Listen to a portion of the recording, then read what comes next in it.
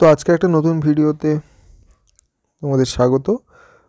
তোমরা সবাই বুঝে গেছো যে আজকের বিষয় থাম্বনেল দেখেই যে ফিফথ সেমের আমাদের কটা পেপার পড়তে হবে। তোমরা ইতিমধ্যেই হয়তো জেনেও গিয়েছো, অবশ্যই এতদিন হয়ে গেছে, জেনেও গিয়েছো, পড়াশোনাও হয়তো শুরু করে দিয়েছো।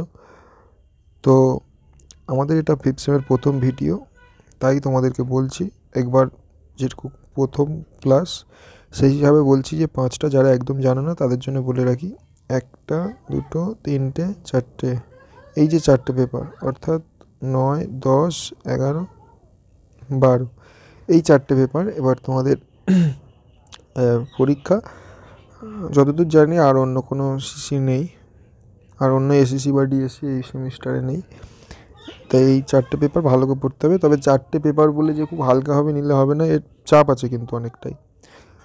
প্রথম নাটক ও নাট্যমঞ্চ, তারপর প্রবন্ধ ও বিবিধ রচনা, তারপর আছে কি ঐতিহাসিক ভাষা বিজ্ঞান। এই জায়গাটা একটু চাপ হয়, তবে খুব একটা চাপ নয়।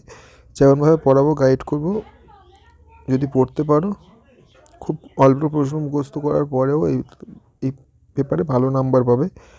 আর 3 নম্বর হচ্ছে সংস্কৃত ও ইংরেজি ও প্রতিবেশী, যেটা প্রতিবেশী হিসাবে হিন্দি সাহিত্য পড়ানো হয়, যেটা ইউনিট সিলেবাসে আছে সেটা। মোটামুটি এই 3টে আর এই একটা 4টে পেপার আছে। তো চলো আমরা একেবারে আমাদের পেপারে বিস্তারিত যাই। নাটক ও নাট্যমঞ্চ যেটা আছে,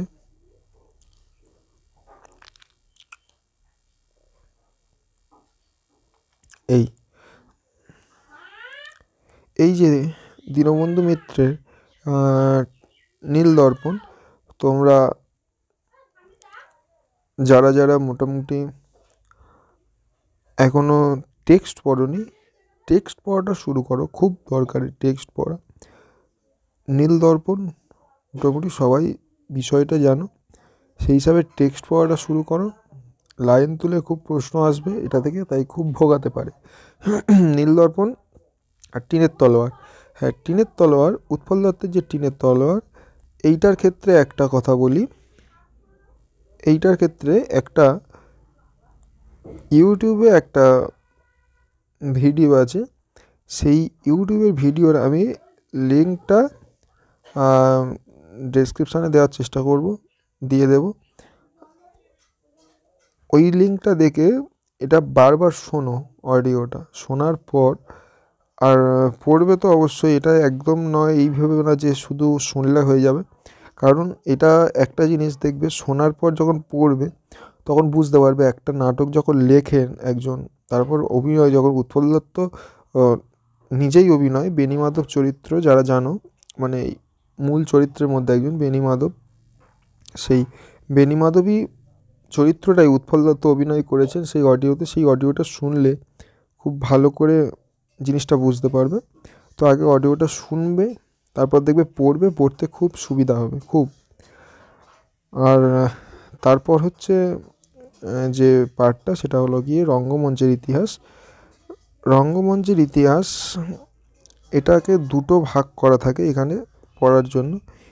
এক হচ্ছে এইভাবে যদি ভাগ করি, প্রশ্নটা এইভাবেই আসে যে প্রথম এইখান থেকে একটা প্রশ্ন আসে, আর একটা প্রশ্ন আসে এইখান থেকে, ন্যাশনাল থিয়েটার প্রথম দ্বিতীয়, নাট্য নিয়ন্ত্রণ বিল, গণনাট্য ও নবনাট্য আন্দোলন কাল, এইটা, এই দুটো পার্টে প্রশ্ন আসে। মোটামুটি দ্বিতীয় থেকে যদি প্রশ্ন করো, যদি দ্বিতীয় থেকে পড়তে হবে, এখান থেকে দুটো, এই নাট্য নিয়ন্ত্রণ বিল যে জায়গাটা, এই ন্যাশনাল থিয়েটার, এইখান থেকে দুটো করতে হবে। তারপর নাট্য নিয়ন্ত্রণ বিল একটা, আর গণনাট্য নবনাট্য আন্দোলন, এইটা নিয়ে যদি হয় খুব জোর হলে একটা কি দুটো, আমি দুটোই ধরলাম, তাহলে মোট এখানে করতে হচ্ছে কটা, 5টা প্রশ্নের উত্তর, ঠিক আছে। আর এর উপরে যেটা এখানে আছে, এখানে করতে হবে একটা দুটো, লেবেডপ নবীন বসুর 1 2 3 4 5, 5টা, এখানেও 5টা করতে হবে। এইবার আমি দুটোই পড়াবো, তোমরা এবার যে যার সুবিধা মতো যেটা ভালো বুঝবে সেটা করবে। আমার মতে প্রথম থেকে একটু সুবিধা হয় সবার বলে যেটা, কিন্তু দ্বিতীয়টা খুব একটা খারাপ নয়। এর মধ্যে থেকে যেটা পড়ার সেটা হলো এর একটা ধারা আছে, সেই ধারাটাকে বুঝতে হবে যে নাটকের যে ধারাটা এইটাই হচ্ছে বুঝতে হবে। কী ধারা? যে প্রথম যখন মানে নাটক হচ্ছে সেগুলো হচ্ছে তোমার মূলত শখের নাট্যশালা। একটা নাটক হচ্ছে বাড়িতেই বেশি মূলত নাটক যে যার শখের জন্য করছে। তারপর ধীরে ধীরে সেটা সার্বজনীন হচ্ছে, তারপর টিকিট কাটার ব্যবস্থা হচ্ছে, এই যে ধারাগুলো। তারপর ন্যাশনাল থিয়েটার অনেক পর এইগুলো, এই যে ধারাটা, এই ধারাটা এখান থেকে মোটামুটি বুঝতে হবে। এইভাবে বুঝে বুঝে পড়তে হবে। শুধু যে মুখস্থ করে যাব, হ্যাঁ মুখস্থ তো অবশ্যই করতে হবে, কিন্তু এই যে মোট কথা যে ধারাটা আসছে নাটকের, এই ধারাটা রঙ্গমঞ্চের যে ইতিহাসের যে ধারাটা সেটা এক ঝলকে পড়তে হবে। ঠিক আছে? সেটা আমি বুঝিয়ে দেবো একটা ভিডিওতে। তারপর বাকিগুলোতে তোমাদের একটা ভিডিও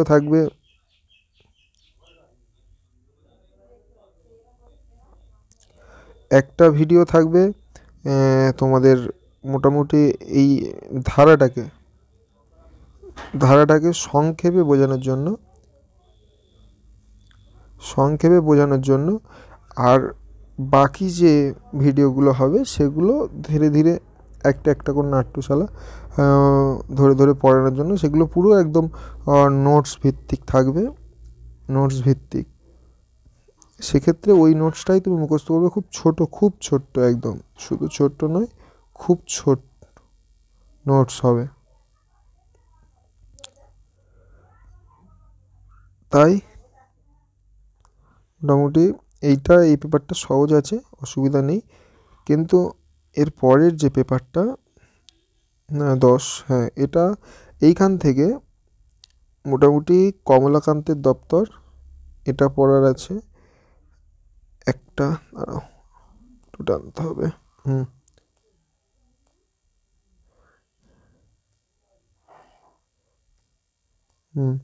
কমলাকান্তের দপ্তরটা পড়বো, সাহিত্যটা পড়বো আমরা, আর ছিন্নপত্র। ঠিক আছে? এইখান থেকে প্রত্যেকটা থেকে একটা একটা করে প্রশ্ন হবে। ঠিক আছে? যে কে একা গায় ওই আমার মন বিড়াল, তাহলে এখান থেকে কটা হলো? 3টে। এখান থেকে সাহিত্যের বিচারক ও সৌন্দর্যবোধ 2টো। আর ছিন্নপত্র থেকে গোটা 3 থেকে 4টে প্রশ্ন। মোটামুটি এই কটা পড়লে হয়ে যাবে। হ্যাঁ, এইবার এইখান থেকে মডিউল 2টা একটু চাপ হয়, কারণ অনেকে সাহিত্য বিচারক বা সৌন্দর্যবোধ এর যে নোটসটা হয় সেটা একটু কঠিন হয়ে যায়।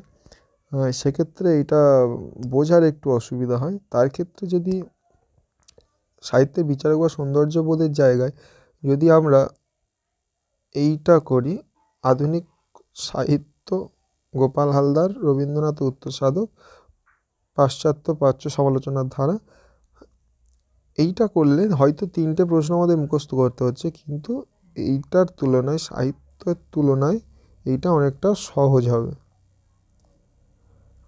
আর সাহিত্য, সংস্কৃতি, সামাজিক দূরত্ব এটা পড়তে হবে না, শুধু মনে রাখতে হবে। এখানে যেটা মনে রাখার কথা বলবো সেটা হলো তোমার এই যে প্রবন্ধগুলো, প্রবন্ধের যে লেখকগুলোর নাম, এইটা হয় কি সবাই পড়ে তো উল্টোগুলো, যেখানেই মোটামুটি পড়ুক বেশিরভাগ সবাই এই এটার প্রথম আর এইটা সাহিত্য ছিন্নপত্র কমলাকান্ত দত্ত এটা পড়ায়, কিন্তু সমস্যাটা হয় এই 3টের নামগুলো অনেকে দেখে না। ফলত যখন শর্ট প্রশ্ন আসে, একটা শর্ট প্রশ্ন আসবেই যে এখান থেকে এই প্রবন্ধটা কে লিখেছে, একদম সরাসরি সিলেবাস থেকে প্রশ্ন তুলে দেবে, তখন হাত চাপড়াতে হয় মাথায় যে এটা দেখলাম না কেন।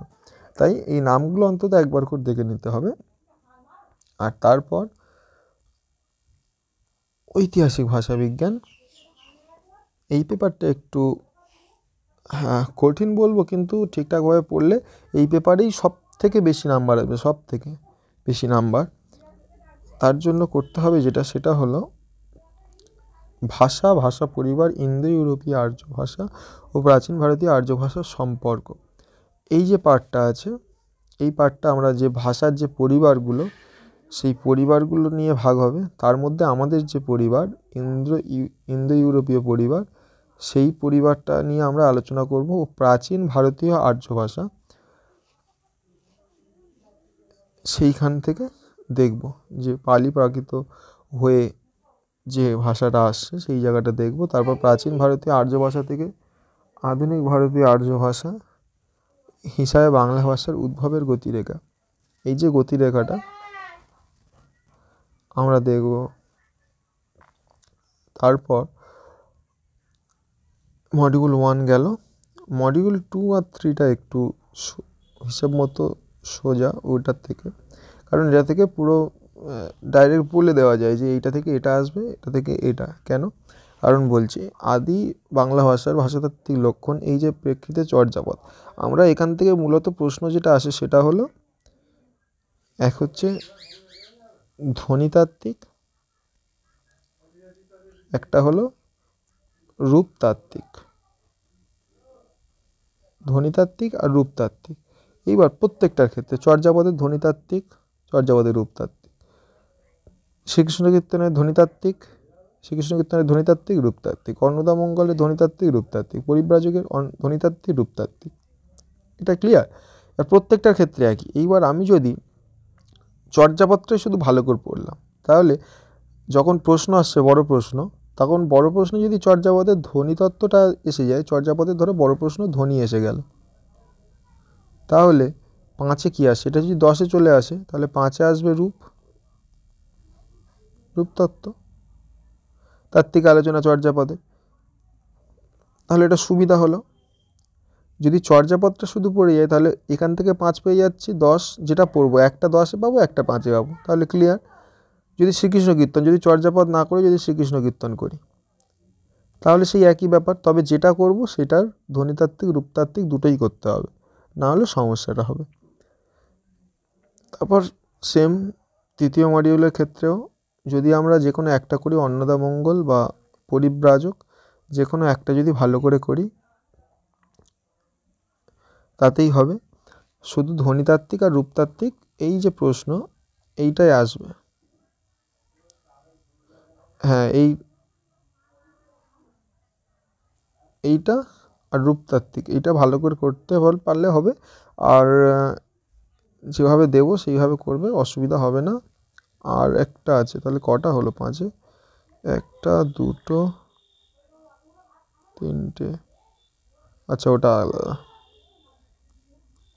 আচ্ছা, শেষ হচ্ছে তোমার প্রতিবেশী সাহিত্যের ইতিহাস। এইখানে